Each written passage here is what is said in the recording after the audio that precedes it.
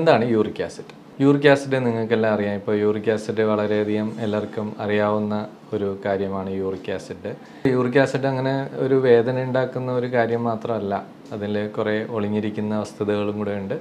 പക്ഷേ ഇത് അടിഞ്ഞുകൂടുന്ന ഒരവസ്ഥ വരുമ്പോഴാണ് ശരിക്കും പറഞ്ഞാൽ യൂറിക് ആസിഡിൻ്റെ ഒരു അപകടം ഉണ്ടാകുന്നത്. എന്തെങ്കിലും ഒരു തേയ്മാനമോ അല്ലെങ്കിൽ എന്തെങ്കിലും ഒരു ചതവോ അല്ലെങ്കിൽ എന്തെങ്കിലും ഒരു ഇപ്പോൾ പ്രഷറാണെങ്കിലോ ഒക്കെ ഉണ്ടെങ്കിൽ ഇതിൻ്റെ വേദന അധികമാക്കുന്നത് യൂറിക് ആസിഡിൻ്റെ ഒരു പ്രത്യേകതയാണ്.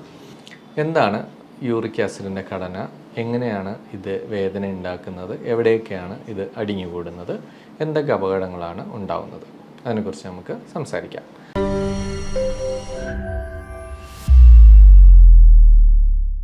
നമസ്കാരം, എൻ്റെ പേര് ഡോക്ടർ പ്രശാന്ത് ജെ എസ്. ഞാൻ ഫാത്തിമ ഹോസ്പിറ്റലിലെ ട്രോമ റീപ്ലേസ്മെൻറ്റ് ആൻഡ് ആർത്രോസ്കോപ്പി വിഭാഗം മേധാവിയാണ്. ഇന്ന് നമ്മളിവിടെ സംസാരിക്കാൻ പോകുന്ന വിഷയം യൂറിക് ആസിഡ്. യൂറിക് ആസിഡ് നിങ്ങൾക്കെല്ലാം അറിയാം. ഇപ്പോൾ യൂറിക് ആസിഡ് വളരെയധികം എല്ലാവർക്കും അറിയാവുന്ന ഒരു കാര്യമാണ് യൂറിക് ആസിഡ്. എന്താണ് വേദന, എല്ലാവരും കാലുവേദന അല്ല അവിടെ ഇവിടെയൊക്കെ വേദന വരുമ്പോൾ പേഷ്യൻസ് തന്നെ യൂറിക് ആസിഡ് നോക്കിയിട്ട് നമ്മുടെ അടുത്ത് കൊണ്ട് വരാറുണ്ട്. അപ്പോൾ അത് യൂറിക് ആസിഡ് അങ്ങനെ ഒരു വേദന ഉണ്ടാക്കുന്ന ഒരു കാര്യം മാത്രമല്ല, അതിൽ കുറേ ഒളിഞ്ഞിരിക്കുന്ന വസ്തുതകളും കൂടെ ഉണ്ട്, അപകട സൂചനകളുണ്ട്. അതിനെക്കുറിച്ചൊക്കെ നമുക്ക് മനസ്സിലാക്കാം. അപ്പോൾ എന്താണ് യൂറിക് ആസിഡ്? നമ്മൾ മത്സ്യം, മാംസം, പരിപ്പ് വർഗ്ഗങ്ങളൊക്കെ കഴിക്കുമ്പോൾ നമ്മുടെ ശരീരത്തിൽ രക്തത്തിൽ ഉണ്ടാകുന്ന ഒരു വസ്തുവാണ് യൂറിക് ആസിഡ്. അപ്പോൾ യൂറിക് ആസിഡ് നമ്മൾ സാധാരണ ഉണ്ടായിക്കഴിഞ്ഞാൽ എന്ത് ചെയ്യും, നമ്മളെ മലത്തിൽ കൂടെയും മൂത്രത്തിൽ കൂടെ അങ്ങ് പോയിക്കോളും. പക്ഷേ ഇത് അടിഞ്ഞുകൂടുന്ന ഒരവസ്ഥ വരുമ്പോഴാണ് ശരിക്കും പറഞ്ഞാൽ യൂറിക് ആസിഡിൻ്റെ ഒരു അപകടം ഉണ്ടാകുന്നത്. അപ്പോൾ പ്യൂരിൻസ് എന്ന് പറയുന്ന ഒരു രക്തത്തിലെ വസ്തു വിഘടിച്ച് മെറ്റബോളൈസ് ചെയ്തുണ്ടാകുന്ന ഒരു വസ്തുവാണ് യൂറിക് ആസിഡ്. ഇതൊരു ഉപ്പിനെ പോലെ ഇരിക്കും, നമ്മൾ ഒരു ക്രിസ്റ്റൽ ആണ് ഇത്. നമ്മുടെ കൂടുതലായിട്ട് നമ്മുടെ ജോയിൻറ്റുകൾക്ക് ചുറ്റും അല്ലെങ്കിൽ ജോയിൻറ്റുകൾക്ക് അകത്തൊക്കെ അടിഞ്ഞു കൂടിയിട്ടാണ് വേദനയും നീരുമൊക്കെ ഉണ്ടാക്കുന്നത്. അപ്പോൾ എന്താണ് യൂറിക് ആസിഡിൻ്റെ ഘടന, എങ്ങനെയാണ് ഇത് വേദന ഉണ്ടാക്കുന്നത്, എവിടെയൊക്കെയാണ് ഇത് അടിഞ്ഞുകൂടുന്നത്, എന്തൊക്കെ അപകടങ്ങളാണ് ഉണ്ടാകുന്നത്, അതിനെക്കുറിച്ച് നമുക്ക് സംസാരിക്കാം. ഒന്ന്, യൂറിക് ആസിഡ് ഞാൻ പറഞ്ഞില്ലേ, നമ്മളിപ്പോൾ ഇന്നത്തെ അമിതഭാരം, നമ്മുടെ ഫാസ്റ്റ് ഫുഡ്, വെള്ളം കുടി കുറവ്, എക്സസൈസ് ഇല്ലായ്മ എന്നിവയൊക്കെ കൊണ്ട് നമ്മുടെ ശരീരത്തിൽ യൂറിക് ആസിഡ് അമിതമായിട്ട് അടിഞ്ഞു കൂടാറുണ്ട്. അപ്പോൾ ഈ സീ ഫുഡ് ഒരുപാട് കഴിക്കുന്നവർ, അതേപോലെ തന്നെ റെഡ് മീറ്റ് കഴിക്കുന്നവർ, ചിലതരം പരിപ്പ് വർഗ്ഗങ്ങൾ ഒക്കെ കഴിക്കുമ്പോൾ നമുക്ക് എന്ത് പറ്റും, ഈ യൂറിക് ആസിഡ് അടിഞ്ഞുകൂടും.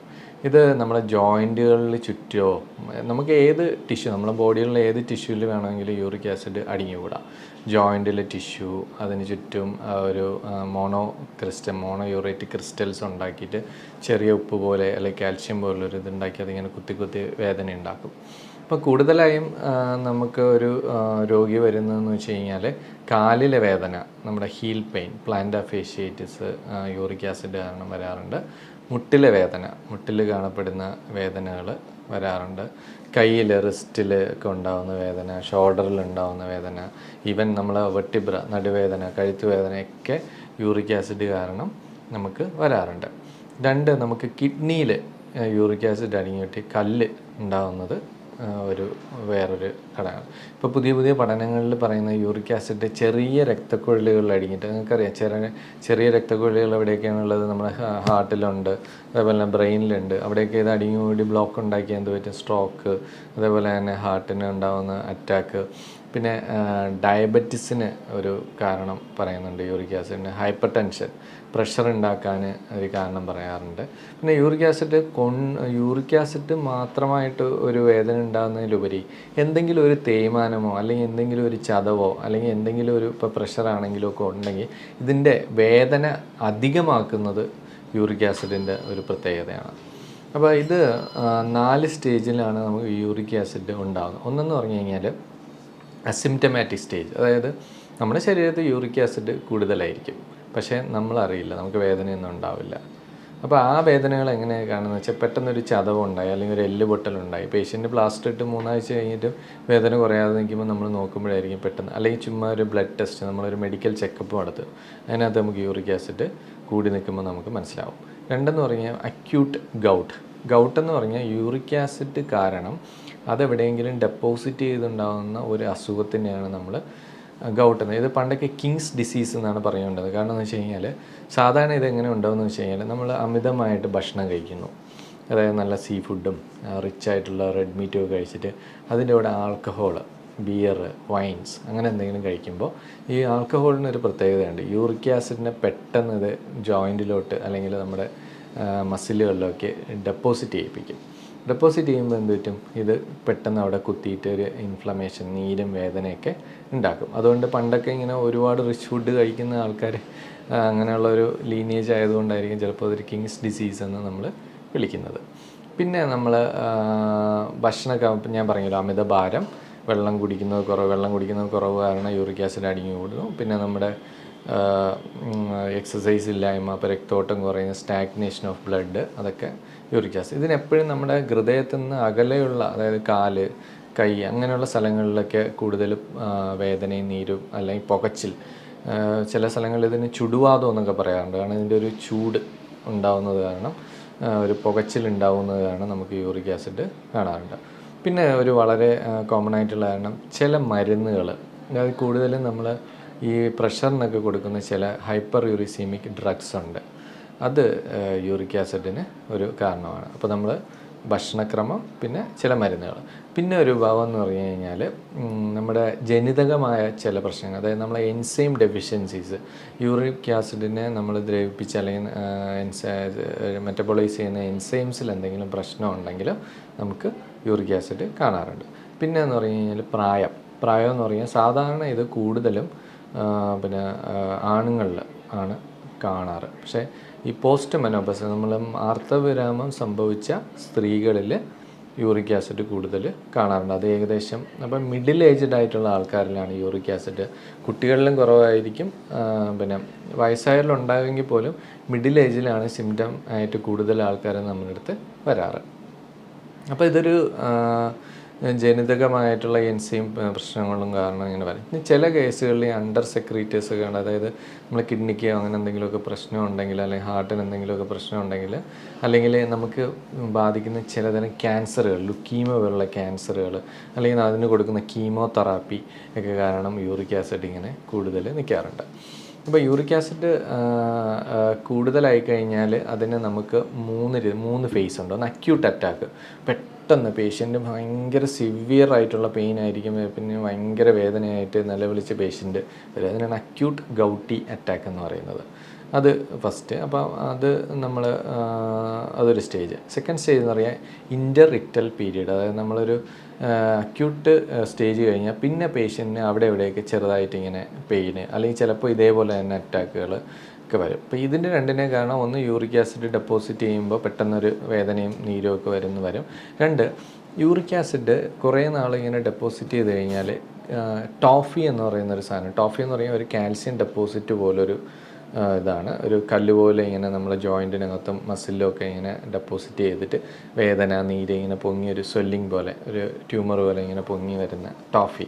അപ്പോൾ അതൊക്കെ ക്രോണിക് ഗൗട്ടിൻ്റെ ഒരു ലക്ഷണമാണത്. അപ്പോൾ ഇതാകുമ്പോൾ ഇങ്ങനെ ഇടയ്ക്കിടയ്ക്ക് വേദന, നീരൊക്കെ വരും. ഇനി ചില പേഷ്യൻസിനെ നമ്മൾ ലേബിൾ ചെയ്യും, തേയ്മാനമാണെന്ന് ലേബിൾ ചെയ്യും. പക്ഷേ പേഷ്യൻ്റ് വരുമ്പോൾ നമ്മൾ എക്സ്റേ എടുത്ത് നോക്കുമ്പോൾ എന്ത് പറ്റും, ചെറിയ ടോഫിയുടെ ഇതിൻ്റെ ഈ കാർട്ടിലേജിൻ്റെ അംശം കാണുമ്പോൾ പിന്നെ യൂറിക് ആസിഡ് നോക്കുമ്പോഴാണ് ഈ പേഷ്യൻ്റ് യൂറിക് ആസിഡ് ഉണ്ട് എന്ന് പറയുന്നത്. അപ്പോൾ അത് അമിതമായ വേദനയായിരിക്കും. സാധാരണ തേയ്മാനത്തിൻ്റെ വേദന ആയിരിക്കില്ല, നല്ല വേദനയായിരിക്കും. അപ്പോൾ യൂറിക് ആസിഡ് കണ്ടുപിടിച്ച് ചികിത്സിച്ചില്ലെങ്കിൽ പെട്ടെന്ന് തന്നെ പേഷ്യൻറ്റിന് അത് തേഞ്ഞു പോവുകയും അമിതമായ വേദന, രാത്രി വേദന, നടക്കുമ്പോൾ വേദനയൊക്കെ ഉള്ള ഒരുപാട് വേദനകൾ കാണാറുണ്ട്. ഇത് ഏറ്റവും കൂടുതൽ ബാധിക്കുന്നത് നമ്മളെ തള്ളവിരലിനെ, നമ്മുടെ കാലിലെ തള്ളവിരലിനെയാണ് നമ്മൾ ഏറ്റവും കൂടുതൽ ഇത് ബാധിക്കുന്നത്. കാരണം അവിടെ തണുപ്പുള്ള ഒരവസ്ഥയിൽ ഇത് കൂടുതൽ ഡെപ്പോസിറ്റ് ചെയ്യും. അതുപോലെ തന്നെ ഞാൻ നേരത്തെ പറഞ്ഞില്ലേ, നമ്മുടെ ആൽക്കഹോൾ, ബിയറാണ് ഏറ്റവും പ്രശ്നം. പിന്നെ അത് കഴിഞ്ഞാൽ ബാക്കിയുള്ള ആൽക്കഹോൾസും പ്രശ്നം തന്നെയാണ്. അപ്പം ബിയറും ഒരു പ്രശ്നം. പിന്നെ നമ്മളിതിൻ്റെ ട്രീറ്റ്മെൻറ്റ് നമ്മൾ പേഷ്യൻറ്റിന് ഇതിൻ്റെ സീരിയസ്നെസ് ഒന്ന് എഡ്യൂക്കേറ്റ് ചെയ്യുന്നതിലാണ് ഏറ്റവും വലിയ കാര്യം. അപ്പോൾ ഫസ്റ്റ് പേഷ്യൻറ്റ് ചെയ്യേണ്ട കാര്യങ്ങൾ, സെക്കൻഡ് നമ്മുടെ മരുന്നുകൾ, മൂന്നെന്ന് പറയുക എക്സസൈസ്. അങ്ങനെ 3 കാര്യങ്ങൾ നമ്മൾ ചെയ്യണം. പേഷ്യൻ്റ് സീ ഫുഡുകൾ ഒഴിവാക്കുക. സീ ഫുഡുകൾ ഒരുപാട് ചില പ്രധാനമായിട്ട് വലിയ മത്സ്യങ്ങൾ, നമ്മൾ നെത്തോലി ചൂട് പോലുള്ള മത്സ്യങ്ങളൊക്കെ കഴിക്കുന്നതുകൊണ്ട് വലിയ കുഴപ്പമില്ല. പക്ഷേ വലിയ മത്സ്യങ്ങളെല്ലാം നമ്മൾ ഒഴിവാക്കുക. 2 റെഡ് മീറ്റ്, ബീഫ്, ആട് പോലുള്ള ലിവർ അങ്ങനെയുള്ള സാധനങ്ങളൊക്കെ ഹൈ പ്യൂരിൻ കണ്ടൻസ് ഉള്ളതാണ്, അത് ഒഴിവാക്കണം. ചിക്കൻ വല്ലപ്പോഴും കഴിക്കാം. പിന്നെ സ്കിംഡ് മിൽക്ക് കഴിക്കാം. ഡയറി പ്രൊഡക്ട്സിൽ സ്കിംഡ് മിൽക്ക് കുഴപ്പമില്ല. പിന്നെ പരിപ്പ് വർഗ്ഗങ്ങൾ നമ്മൾ ഒഴിവാക്കാൻ പറ്റുന്നിടത്തോളം ഒഴിവാക്കുക എന്നുള്ളതാണ് യൂറിക് ആസിഡിൽ ശ്രദ്ധിക്കേണ്ടത്. 2 അമിതഭാരം വരുമ്പോഴത്തേക്ക് യൂറിക് ആസിഡ് കൂടുമ്പോൾ വെയിറ്റ് കുറച്ച് വയ്ക്കുക. 3 വെള്ളം കുടിക്കുക. നല്ലവണ്ണം വെള്ളം കുടിക്കണം. വെള്ളം കുടിക്കുമ്പോഴത്തേക്ക് യൂറിക് ആസിഡ് അത് പോയി കിഡ്നിയിൽ കല്ലൊന്നും ഉണ്ടാവാതെ ശ്രദ്ധിക്കാൻ പറ്റും.